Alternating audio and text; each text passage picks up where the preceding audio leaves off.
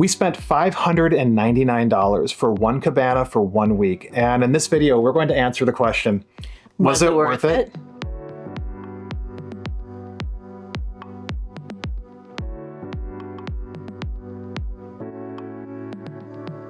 We were sailing on the NCL Jewel. This was a 7-night cruise out of Philadelphia to Bermuda and Charleston. When we cruise, one of the things we love to do is find that adults-only place and just kind of relax. Typically, this will be something like the Serenity Deck on Carnival, or the Rainforest Room. The Rainforest Room. Disney. Yeah, or the Cove. Right. And the problem we sometimes have is that they're not always great about having it be truly adults only.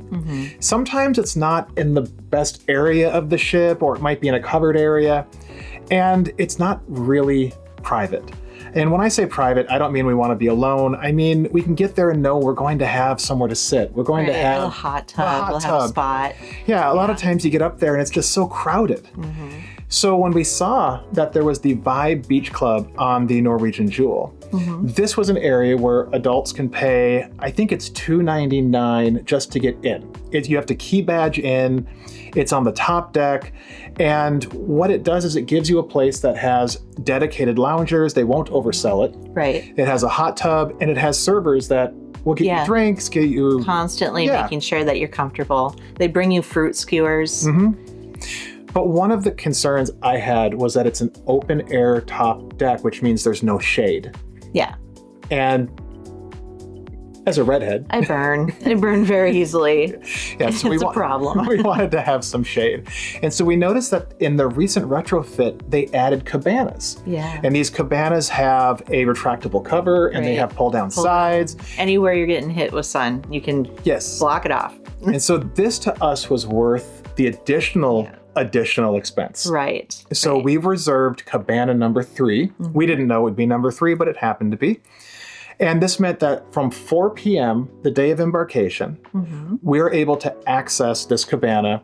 And we thought more than we probably could. It turns out it's from 7 a.m. to 7 p.m. Yeah. We assumed it went a little later. I actually would have liked it to be a little later. I could have seen ourselves after dinner watching the sunset up there. But it was chilly when we were on the cruise.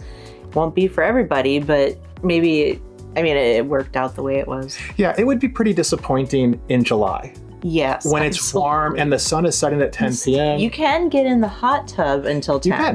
Yep. But you just can't be in your cabana anymore. Right. And they do kind of take them down. They bundle them up. It really is inaccessible at that point. And they also stop serving up there. So if you wanted to get a drink, you'd have to go walk your booty downstairs and get it on your own. So to go a little deeper into the time thing, let's kind of talk about like the honest math of how much time we had in it. So as we mentioned in our embarkation video, on that first day, because things got started so late and there was some delays in getting things set up, we weren't actually able to access our cabana that first day. No, the first day was complete chaos, to no one's fault, especially the guy setting up the cabanas. Yeah, Erwin, the best. Yeah. Yeah. So what we ended up doing instead was going to the sun deck. Yeah. Where we got to watch the sunset as we went down the Delaware River. Right. And right as we went under the Commodore Barry Bridge, we actually made a video kind of showing a time lapse of it. It was actually super cool. It worked out perfect. Yeah. I'm so glad we didn't miss that. Right. It was what we were where we were supposed to be. Yeah. The next day was a sea day, and it rained early in the day. So the bed was a little damp in the beginning, but with a couple towels put down, it worked out perfect. Yeah. They made sure that we were very comfortable. We got, I would say, about 3 hours of use that first day.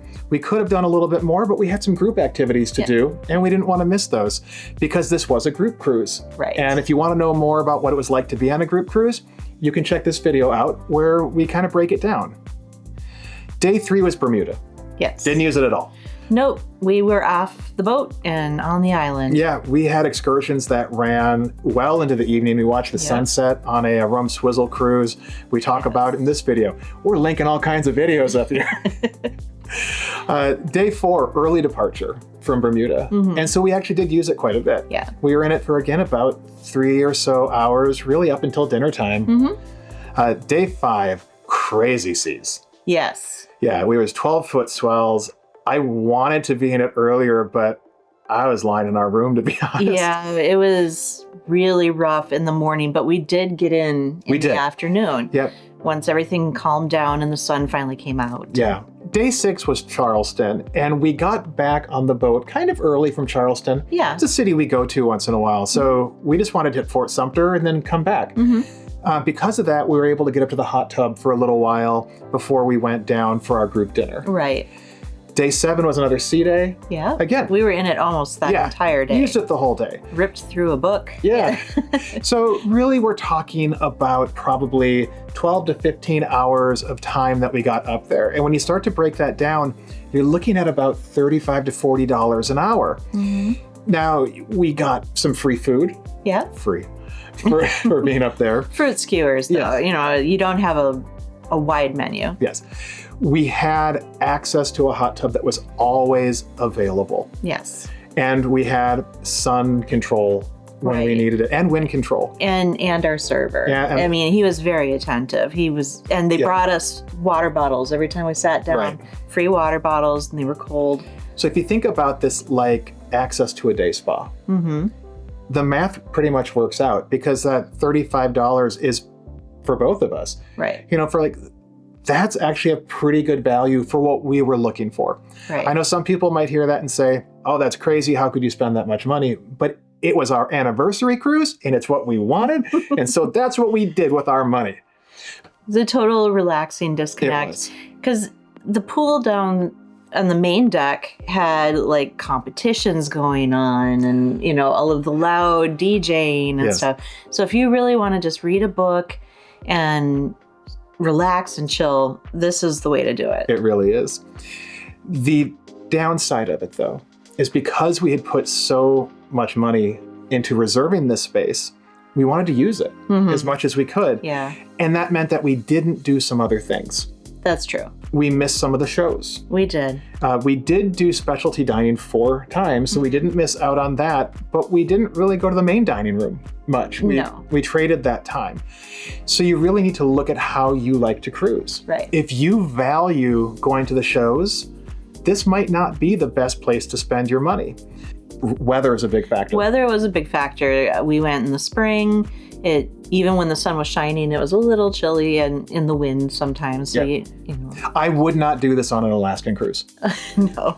I wouldn't do this on any cruise in a place that it might rain quite a bit, or where the weather could really inhibit it. But for a Caribbean cruise, for Bermuda, Bahamas, I think there's a lot of reasons that this works well for us anyways. Yeah. So having heard everything, would you book a cabana on a cruise like this, or have you already done this? Yeah. Was it worth it to you? If so, or if not, let us know in the comments. And while you're there, feel free to like or subscribe if you've enjoyed this video and you want to learn more about our adventures and what we're doing. So thanks a lot, and we'll see you up on the Club Vibe. All right. Bye.